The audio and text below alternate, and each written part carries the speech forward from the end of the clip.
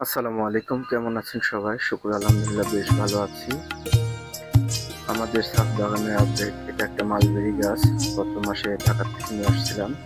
আজকে আমরা পুঁইশাক তুলবো। ছাদ বাগান থেকে অনেক পুঁইশাক হয়েছে, রাত্রের খাবার। তো পুঁইশাক কাটছি।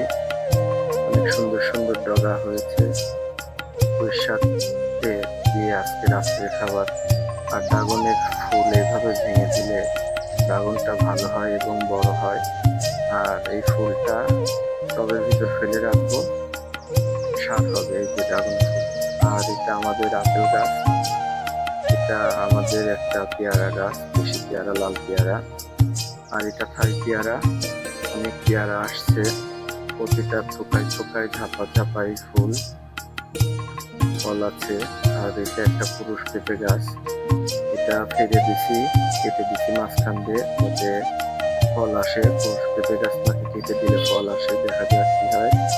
এটা একটা সবেদা গাছ, এই বছরই ফেব্রুয়ারি মাসে লাগানো। ৮৮ দরবাসরি থেকে নিয়ে আসছিলাম। এটা প্রতিটা ক্ষেতে ফুল আছে। এটা একটা জাম্বুরা গাছ। জাম্বুরা, অনেক জাম্বুরা আসছিল, তো আমি কেটে দিয়ে মাত্র একটা জাম্বুরা রেখে দিছি। তো এই যে মাশাআল্লাহ অনেক সুন্দর।